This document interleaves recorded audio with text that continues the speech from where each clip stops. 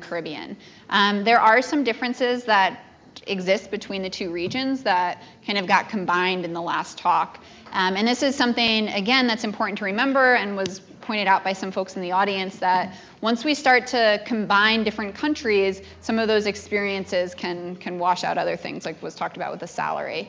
So as we go over these key findings, I'd love folks to kind of pipe in at any point. Like Sylvina said, if you have a story, if you have something you want to share. I cut down a lot of the key findings to allow more space for everybody to talk. But what's important to know is that we're going to have not only a big report that comes out of this, but we also have already written regional reports that just give you these important key findings and the data that backs it up. We can't release those right now. We just have to get permission from our project. But once we can, you can kind of get these numbers and you can get the basic findings that support it so that you can use them for however they'll benefit you. And those are done regionally. So this is kind of a small snapshot of some of the key findings that come from those reports.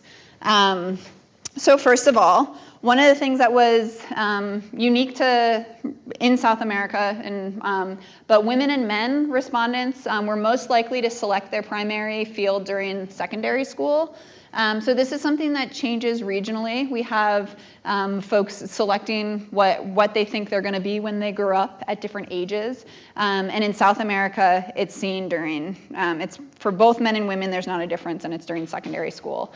In a lot of other regions, women who are scientists are selecting their fields in university or kind of after their first university where they have their primary field of study. So I would like to make a comment. Yeah. I don't know if this is the way in all countries, but in Argentina, for example, if you choose to study physics or biology or any field in STEM, it's a fixed curriculum. It's not that you have, like in the US, a major and a minor, so that you start your undergraduate and more advanced you are able to choose. Yeah. You have a common cycle at the University of Buenos Aires that is supposed to be a one step that you take where you could switch to another career. But once you are into your career, you're pretty much there. Yeah. And changing careers means huge delay. It's not like things are flexible. So maybe that's why people choose it before starting the university, and then they don't move. But I don't know about other countries. Do other countries have that same? In Chile? Brazil? Okay.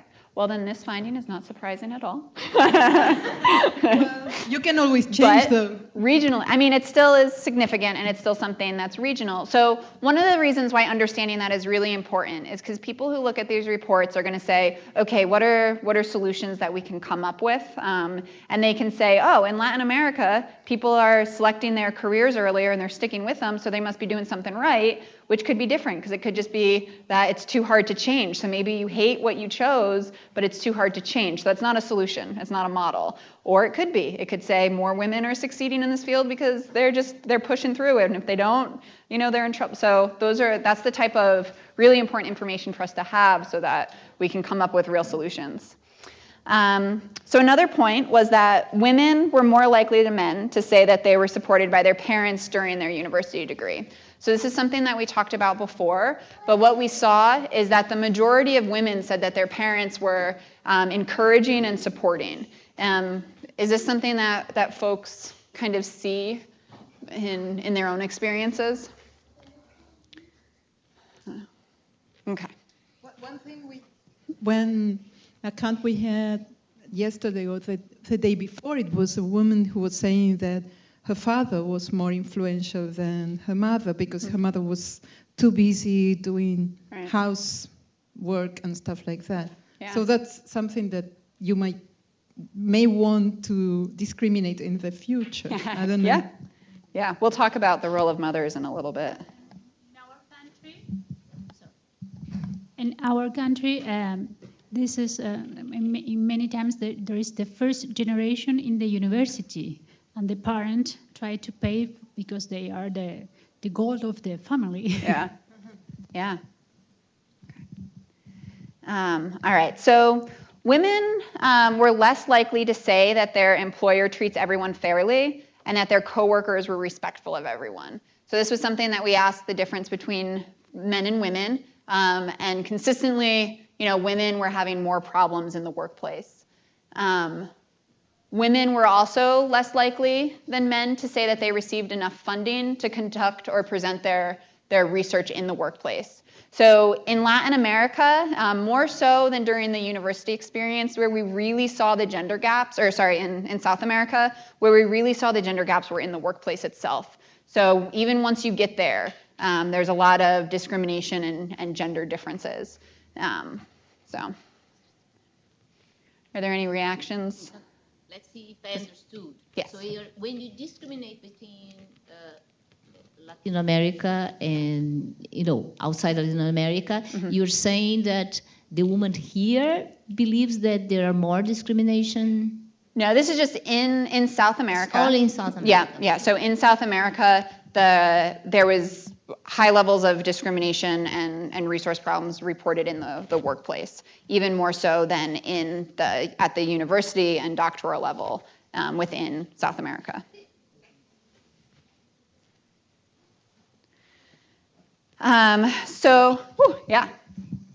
One ingredient is that when you are a student doing a master or in a PhD, you can be the good girl. The good girl does lab work, does the work, helps. Mm-hmm. When you become a professional, you become the bitch that competes against you. So there is this phase transition, and this phase transition explains why you have this drop after the PhD, that the woman do something else, and there is part of the ingredient, I believe, is embedded on that. Yeah. Do you feel like there's a lot of women that are leaving, they get their PhD in science fields and then are going into non-science careers? I think that they drop to something else, part, but part stays in academics doing nothing else but teaching. Okay. Go to something in which they use, because they only have that thing that they use. We are very disciplinary. It's very complicated to be forming one thing and do something else. Right. So they will do, but they will not be in the market. They are not going to become the competing bitch. So they are being just the person doing some work in a smaller college or something less relevant than the husband is going to be doing. Yeah, thank you. Okay, so another finding was that women and men reported different rates of career progression. So when compared to colleagues who graduated at the same time, women were more likely than men to say that their careers progressed more slowly. So this is something we talked about. It was true for all of Latin America. It's true in South America. And there's a number of different reasons that careers are progressing more slowly, but overall, women's careers are progressing in science more slowly than men. So this falls into a lot of those different reasons, and again, it's something that can be explored with more in-depth look at the data. But it's something that's important to understand so that we can look at those. Yeah. This issue has been looked at in Colombia, and one of the reasons people are studying deeply is the fact that the promotion committees are always run by men. Yes. And the other thing is like having these inactive periods in the academic career are not always subtracted from the assessment performance for professors. Yes. That's the other one. Yeah, those are really important. That's something, that we see technically in the U.S. even legally. You're not supposed to count periods if you're out for any reasons. If there's interruptions, you're not supposed to count that against the tenure package for academia promotions. But we see in all the studies that it does. It always counts, right? And phenomena like the biological cycle that also affects is not always taken into account. Yes. Either. Yes. Yeah, absolutely. No, but let me tell you something about committees and women on committees, because that doesn't guarantee that you're going to be treated fairly. Because sometimes women that reached the top positions even discriminate more than men. Yes. Against women. Yeah, we definitely see that. So again, just representation on those committees isn't what's helpful, but it's also kind of changing the dynamics of what's happening and what counts on those committees. So how many people here feel like their science degree, or if they were to put the fact that they're at this conference talking about women in science, that's going to help their career package for them to get a promotion? Right? So that's something that's problematic. For most people that are in the STEM fields, there's so many brilliant scientists that are here. You're here to learn these issues. You take time out of your work. You double your workload. You're publishing. You're going to international conferences. You're exploring really important research areas, but there's not a lot of committees that look at promotions that actually count that as a positive in your research portfolio. And that's something that, we can look at ways to change that and to change that behavior, because women end up being expected to do this kind of work. So if they don't do it, they're penalized. And if they do it, they're penalized, because then why didn't you get your other paper done? Why don't you have more journal articles? One of your students took 2 days to get back to you and we're mad about it. There's all these reasons that it's a double negative for a lot of folks. So that's one example. Yeah. All right, so another key finding was that during their career, women were less likely than men to have conducted research abroad, to have acted as a boss or a manager, to have served on committees for grant agencies, or to have served on important committees at their institution or company. So this is a little bit about what we just talked about. Women tend to not be on the committees that are making decisions, but there's also other opportunities that we're not getting that are important. So being able to conduct your research abroad ties into the funding that you have, and that ties into larger questions of respect and how your career moves. Being able to act as a boss and manager is something that's seen as a level of respect. And if you don't have that, it's often hard to get other promotions when you're in industry. And these are all things that women are less likely to have than men.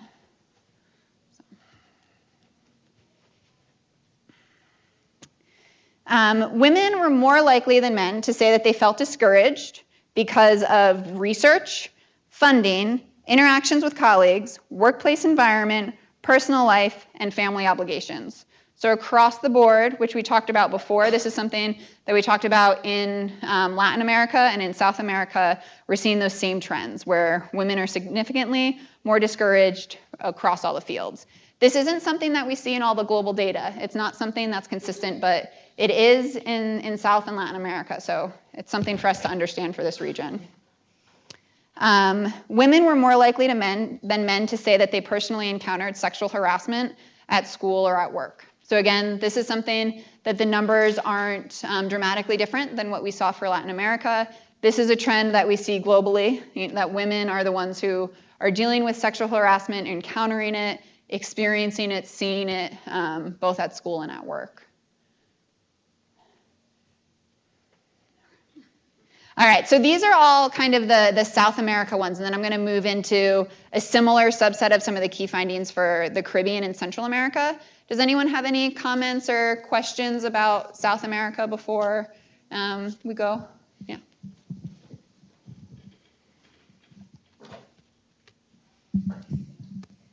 How would you count international movement within Latin America or South America? For example, I see here more than one person that is from other South American countries that work here in Brazil. Mm-hmm. I do that as well. Or I have some colleagues that come from Europe or from the US that come to work here in Brazil, or that go to work to some other universities in South America. How would you count that within the study? So where they fall in the study? Yes. Yeah, so we asked in the survey at several different times, so we asked where you graduated from grade school, we asked where you went to undergrad, where you got your PhD, where you're employed. So depending on the field and the question, we analyze it based on where you were at that time. So if you said you were employed in Brazil, maybe you're from Puerto Rico, but you're employed in Brazil, then when we ask questions about employment, you count as being from Brazil. If we asked questions about childhood, then you would count as being from Puerto Rico. So it varies in the analysis. Yeah. You include Mexico in the Central America thing? Yes. Okay. All right, so for the Caribbean and Central America. So for South America, we had over 3,000 responses. For the Caribbean and Central America, there's just under 700. So that's something that's important to understand. The numbers that we're dealing with, again, are all being reported at high enough numbers that we can statistically say they're significant, but the numbers for this region are much lower. All right, so a couple of key findings here was that participants rated their overall experience during their doctoral program favorably. So this was something when both men and women were asked about their doctoral experience, when they asked the quality of their program, quality of, I think advisors were included in this. Everything for both men and women were favorable, which is not something we see in every region. There was no gender differences found in resources needed to conduct or present research during their doctoral program. So again, this is where we asked about lab space, funding, kind of the resources that you need to get your work done. And there was not a gender gap that was found between men and women who were responding to the survey. There is also no gender gap found in the primary source of financial support during doctoral studies. So the way that you funded your education, how you survived during your doctoral program financially, there was not a gender difference. Is any of this surprising, or does it ring true for folks?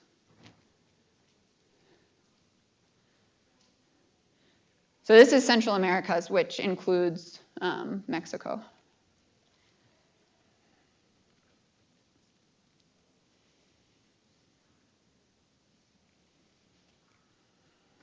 So over 90% of women and men said that their program curriculum was good, very good or excellent, and also said that their quality was good.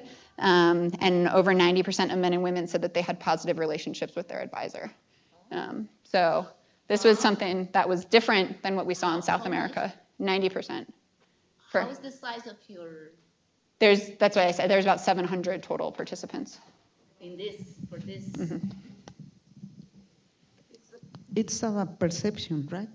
I feel it's about perception. It's not about that you have the same numbers for funding or something like that. It's just like a perception. What I'm surprised, usually the relationship of student and advisor is not the easy thing.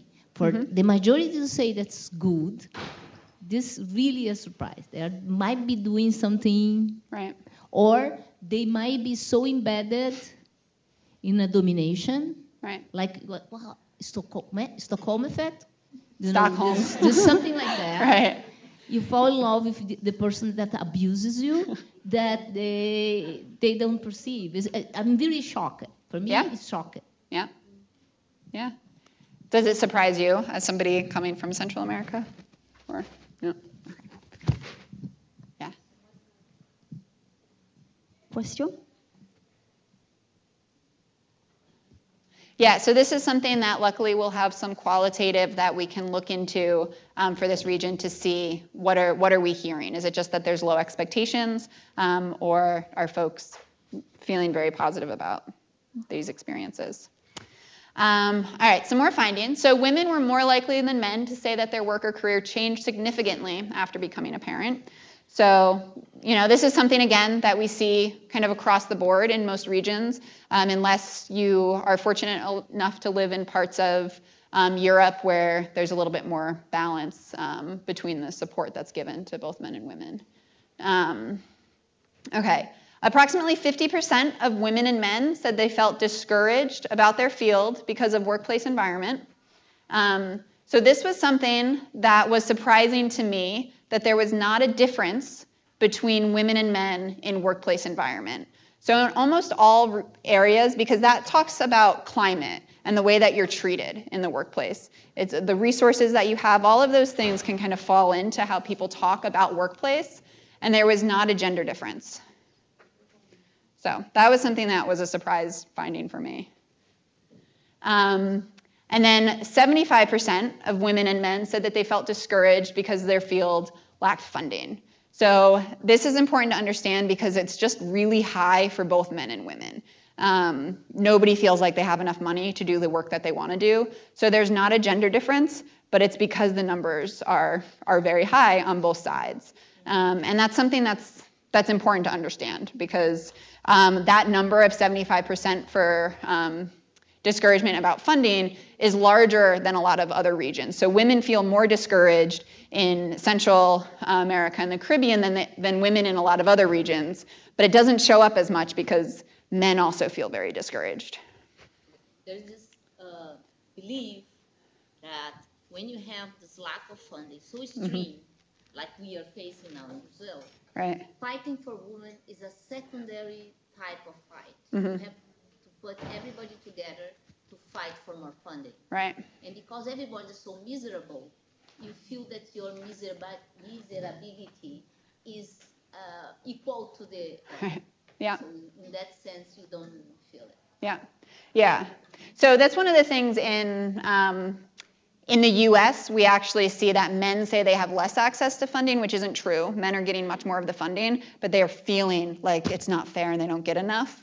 Versus, so it's just interesting that it's seen as the same percentile between the two. Because even in scarcity, women aren't saying, okay, I'm being overlooked by men.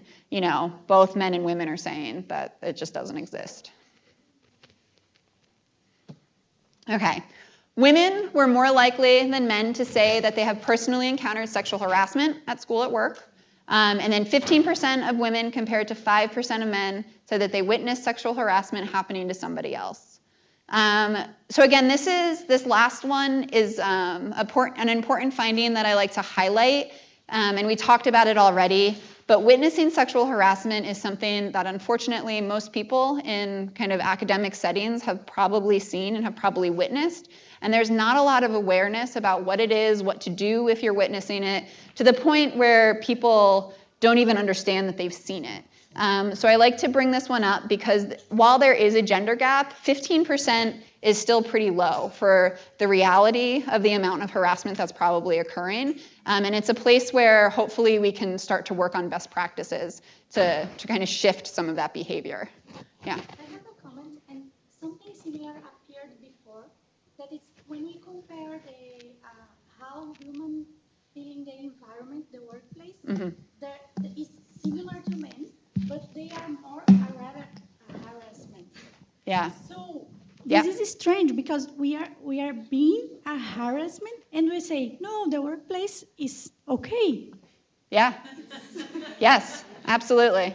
Yeah, that's important. And those are really important variations. And that's a little bit about, I think, what I meant down here when it's these questions of, is it just perception? Is it reality? What are the expectations? Are the expectations just so low for women in the workplace that, that becomes what's the norm? And again, some of the qualitative can speak to some of that. But the whole survey is about people's perceptions of what they're experiencing. So, but yeah, that's a great point. Yeah. Adding to that, did you have anything to further analyze what they mean by discouraging workplace? So, discouraging workplace might be due to many factors. Right. So I don't know if you have some more detail on what they mean by discouraging or not. Maybe because the harassment may be discouraging for us, but there are other elements that discourage men. I don't know which, but yeah. Yeah. So we have a breakdown. I think there's 6 or 7 different factors that we put into some of that, but I just am presenting on the higher level. Yeah. Okay. So those are all. Ooh, yes. Was there also a question about whether people, whether women reported being harassed, or if there was sexual abuse? Was there any? Yes. Yeah. I pulled that out of the key findings when I was selecting out a few. But yes, women were much more likely to be sexually harassed than men. And I can pull those numbers. But they reported it to the university or I don't know if they we didn't ask. No, sorry. Okay. Yeah, we do not have that data about whether or not it was reported. Yeah, because it will be interesting to know how many women actually leave the academia because of sexual harassment after reporting it and receiving a response from the institute. Right. Yeah.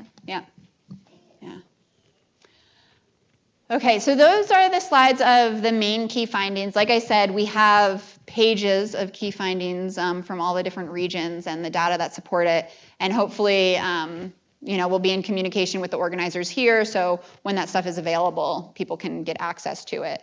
And I think is the best way to do that. Once the final report is out, which should be around November is when we're going to be kind of completing it, then we should be able to release all of the other information as well. So when I would like to end on a little bit more of a positive note. So one of the other questions that we asked was about successes. So we asked men and women, everybody, about why they thought they were successful, what helped them to be successful in their careers, in their fields, in their study. So I have a few slides of some of the themes and quotes that pulled from that, specifically from women from Latin America. So we have time, right? Yes. Okay, great.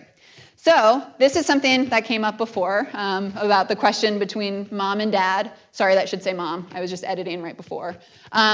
But so one of the really big themes that came up in Latin America of why you were successful was because of your mother. So these are two different quotes.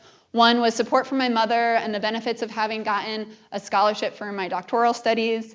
And then, to be honest, in my country, there is very little financial support for low-income youth. My mother was the only one who supported me to pay the costs for my program. Since I attended a public university where tuition costs are affordable. Thanks to the support of my mother, family, and part-time work I did, I was able to graduate from National University of Columbia. So I must have had, there was a huge number of quotes where people specifically called out their mothers in Latin America for support.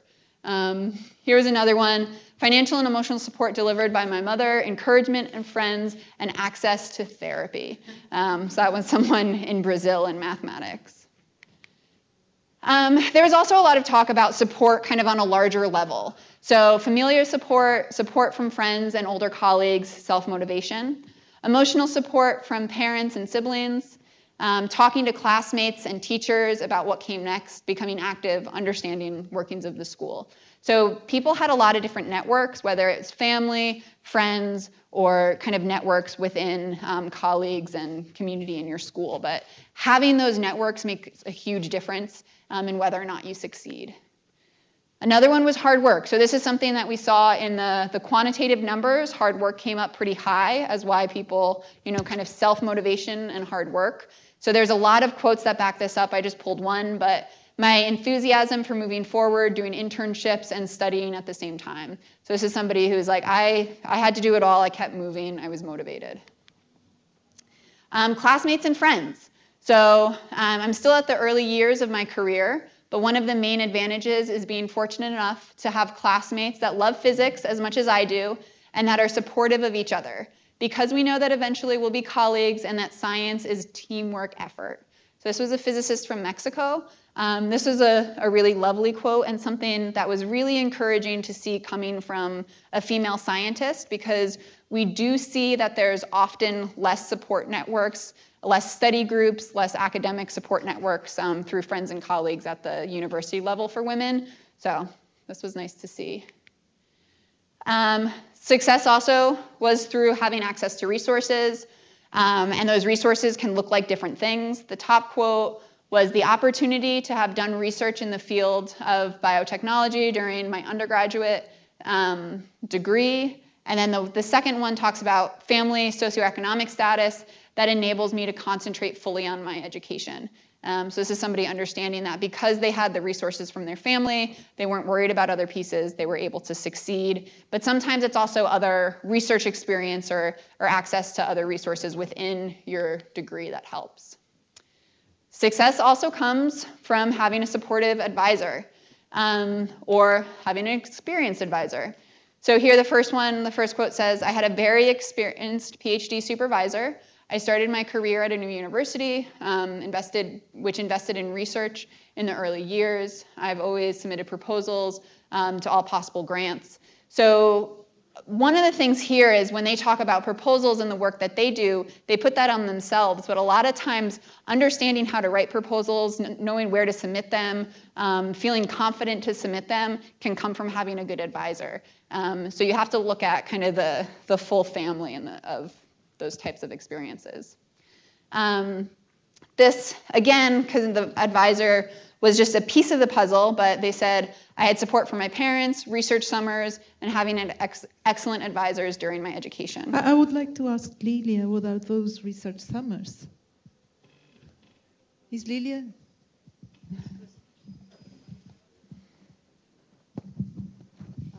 There are several programs in Mexico, like the Mexican Academy of Science have some program, I think is Veranos en la Ciencia, so they call for students, particularly I think they are from undergraduate students, so they can apply and for 3 months to stay, 3-month stay somewhere in some university, and they get paid the travel expenses and the stays. That is one.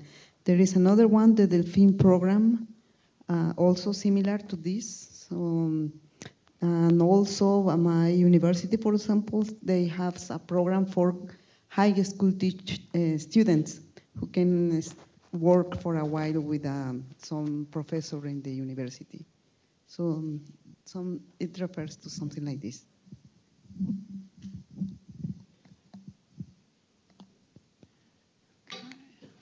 All right, so those are the main themes that came out for success, and I think that's important to talk about because we need to understand what is holding people back, but we also need to understand what is helping people to succeed so that we can try to replicate those things and make them more available for everybody to bring equity and equality to success as we take it away from barriers. So now we're moving on to larger discussion. If folks have anything, some of the questions that I like to ask when I look at these data points, one is, do these results reflect your experience?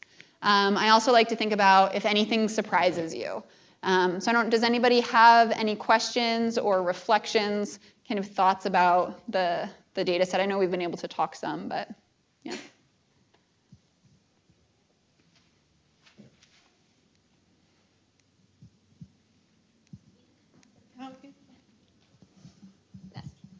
I have a question and a comment. In the case of the success experiences, when in contrast to women, men talk more about their self-work, what they have done, and they have been motivated and so on. I think it's, you notice that difference, right? Yes. I think it's very interesting because I have read an article before that says that usually women attribute their success to external factors such as lack or support from other people, and when they do badly, then they think that it's their fault, it's their problem, I am not smart enough, and that kind of stuff. And on the other hand, men think exactly the opposite way, which is crazy. I think. Like, it's really noticeable. So I think it's very important to understand what is happening inside our minds. Why are we so insecure? What happens with this imposter syndrome? Yeah. I don't know if you've heard about it. Probably, yeah. We have, many of us probably experienced it. So, yeah, and where does it come from? I mean, since we are children, maybe, on the way we are raised. And, right. Yeah, I think it's a big issue to think about. Yeah. Are there other folks in the room who think about that or have done work or have experiences kind of seeing that difference in experience between men and women? That's something that certainly gets talked about a lot in the literature. Yeah. For example, I notice sometimes with students that boys tend to be much more assertive when they make comments during class or ask. They don't care if they say something that is not completely right. While women are more self-conscious and feel they don't ask that much because they don't want to, I don't know, make mistakes or something. Yeah. Are there any? They are bolder. The male students tend to be bolder when They're encouraged to be bolder, right? Are there intervention programs that are happening in any of your countries or schools that you see addressing this problem? By the way, if you want to speak in Portuguese or Spanish, it's fine. Yes. It's more like a comment, but I think that this drop-off after the PhD and the career is quite related to the fact that until your PhD, it's more or less your own effort, in the sense that it's your grades and your research, you have to write your thesis. And perhaps after that, you really need a network, like you need someone to invite you to a jury or to collaborate in a different project. And I don't know, just because we don't discuss that yet. Mm-hmm.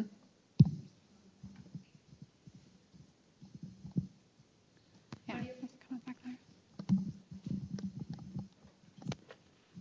Thank you. So I was wondering, because there's this question if this is about perspective or reality, and I was wondering if this data are going to be analyzed by some kind of psychology perspective, maybe a group of the psychology field, to try to answer this. We do have some psychologists that are on the staff. So it was designed in a way that we can implement understanding that there's differences can be talked about, and we can talk about those perceptions. And the questions all came out of literature that should support the questions being able to analyze in comparison and then relate back to those differences that we understand.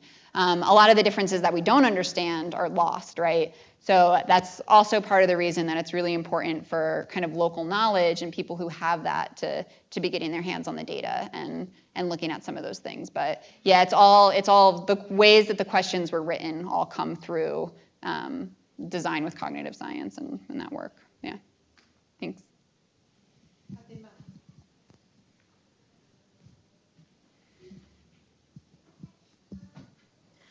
Hi. So this question, it's maybe not a question, it's a comment and for the future. Mm-hmm. Because one thing we mentioned is that this was not in Portuguese, mm-hmm. right? So I think this also may play a role in the responses, because then only people that felt comfortable answering this in English would answer the survey. So it's a very specific set in Brazil that were responding this.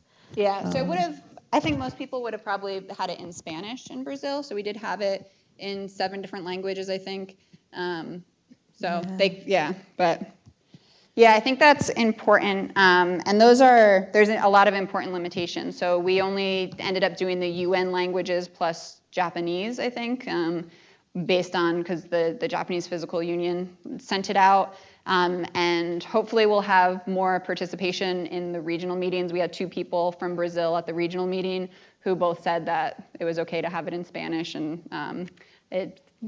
Well, there was a huge discussion, let me tell you, because Latin America is mostly Portuguese and Spanish, but the people who were in charge of putting together the survey and running it and then eventually analyzing it, they wanted to get a single translation company handle all the translations, so that put a cap. I mean, that set a price for the translation, and we had some funding that put a cap on how many languages we could translate it into. And so the languages that were chosen were the UN languages, basically. Yeah. Yeah, because we offered to translate it ourselves. Mm-hmm. And in fact, we did a lot of corrections to the commercial translation. And I worked a lot on the Spanish translation. Mm-hmm. But they preferred to have like a consistent translation thing. So what we can do is take ideas from the survey and then try to run a similar one, but us. Yeah, well, I think do like a very good job with statistics and creating developing the questions and testing the questions. So it's a huge work that, since you have all of this and all this staff and all these people that are experts on creating this kind of survey, it's good to already use the work they're doing. It's just add an, get an extra funding just for one language. It's just because it's fine if we don't have, but the data is skewed just for people who could feel comfortable answering in English, and that in Brazil is a really small set. Sorry? English or Spanish? Still, yeah. It's not neither either English or Spanish are not our first language, or it's not. Spanish is not widely spoken in Brazil. Even like here, if we're sometimes preferring to speak in English other than in Spanish, because some people cannot understand each other. Most Brazilian people tell me that they can read Spanish perfectly. Well, yeah, that may be true. Exactly, that's true for the set of people in Brazil. So it's probably a very specific group of people, So that's what I'm saying, is these people only that we probably are getting with this. But you know that I don't know if we would be able to reach people outside our network of connections, because we distributed this through email. And I know, I got this. Like my students, my colleagues, there's no Portuguese. That's what I'm saying. People at the university, I'm not saying other people, like people at the university have hard time answering in English. I have a question and a comment. So can this survey, the questionnaire can be translated? I was wondering about the copyright, because I remember for the first survey, it was in English, and we translated to Spanish and made our own survey in Mexico.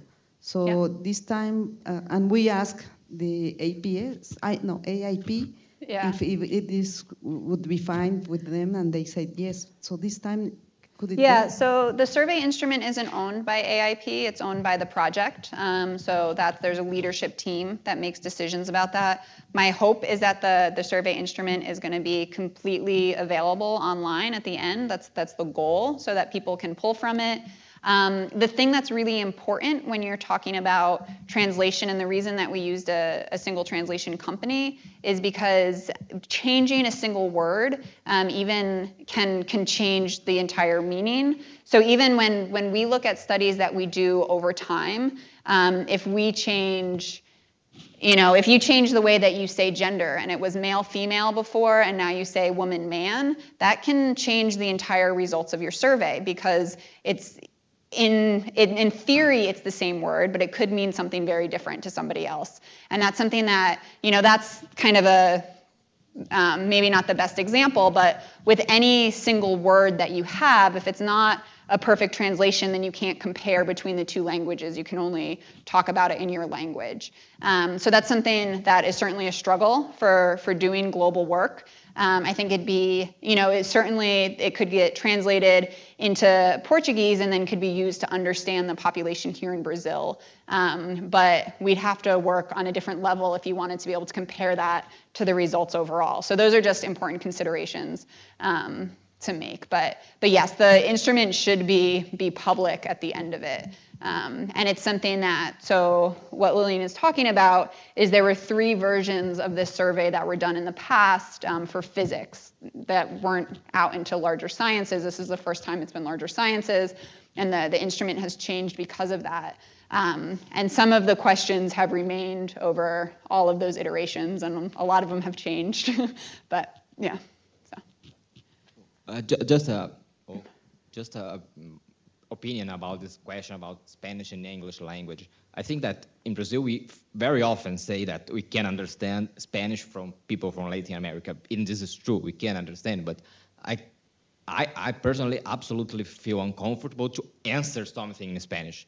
I can understand when someone speaks with me, but to took some questions and answer in Spanish is absolutely impossible for me. Like, just saying. Let me ask you something, because you had some quotes from Brazilian people. Mm-hmm. They were written originally in English, or they were written in Portuguese? I'd have to look back. I don't know. Because most of the answers were just, you had to click. So it was multiple choice. And then there were some open-ended things. And that's where you need to be fluent in the language you are using. The other is about understanding. So I don't know if these people from Brazil who wrote comments, they did in English or they did in Portuguese and you translated it. Yeah, we sent all of the responses to a translation company and got everything back in English, and my analysis was only in English. So everything, they didn't say we rejected anything, so I think they translated any of the languages, but I could look at the source. Do you not know to say if someone have answered in Portuguese? I don't know, okay. No.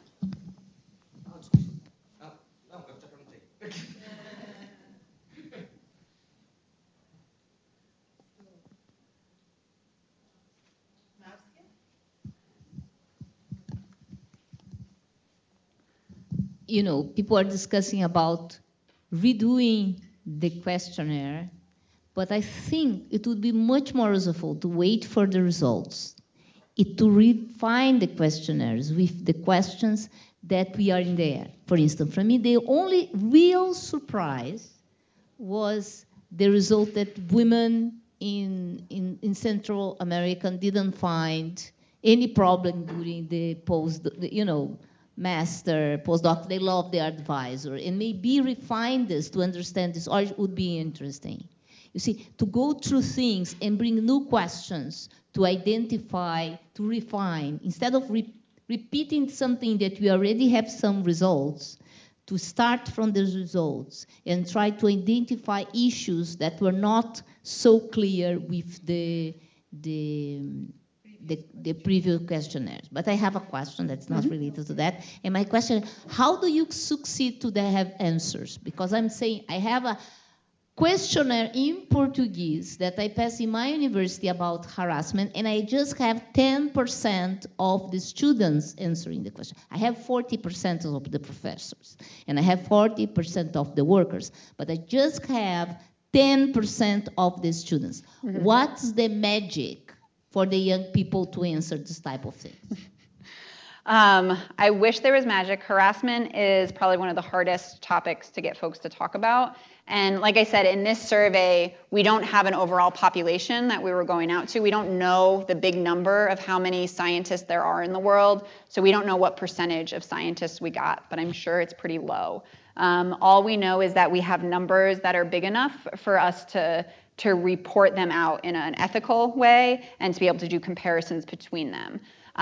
So, I mean, the ways when we're doing other surveys in the US, where we're looking at departments to try to answer questions about harassment, about climate is what we always call it, the climate of your department. A lot of it is, having the conversations before, having a third party do it so that they know that their response is never going to make it back to the person who's harassing them. So we, as an institution, do a lot of these discrimination surveys so that the person who's been discriminated or harassed is reporting to an outside body, and we can say, your result is confidential, it's never going to make it to anybody in your department, your name is never going to be associated with it. If your experience is too specific, you don't want it reported out, put that in there. We can pull together data from 5 years of reporting before we give it back. We have different ways depending on the size so that we can let people know that they're safe to say what's happening, and then you can start to get responses from people. But if folks feel like it can get used against them, or that even if they trust the person who's doing it, but they're afraid that your boss might someday ask you for that data, then you're very unlikely to get responses. So that's one of the things that has been a method for us.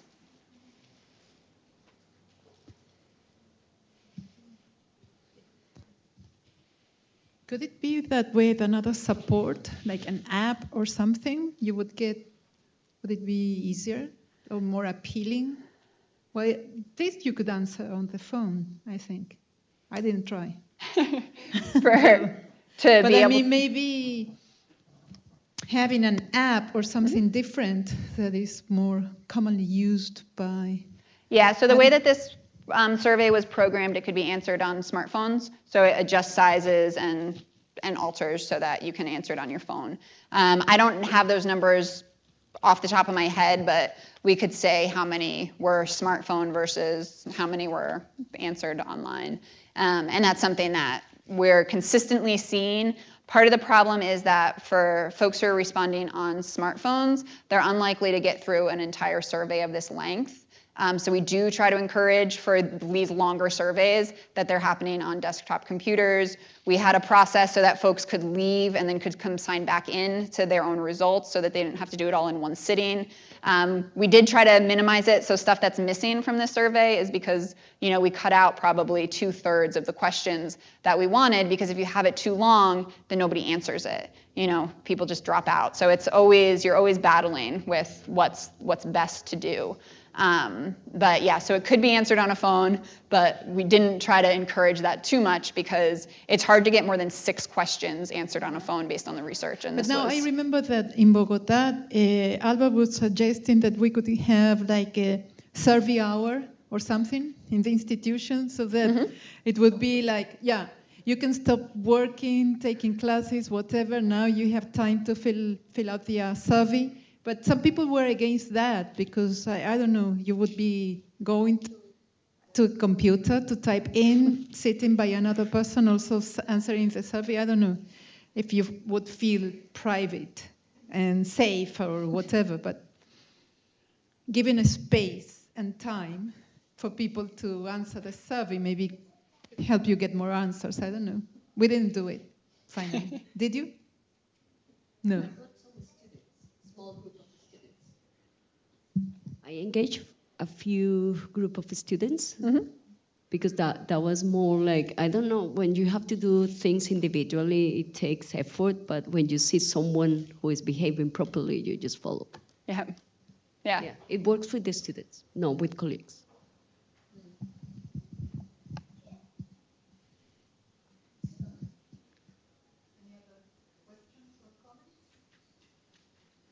Okay, so thank you. Laura, and we meet again tomorrow.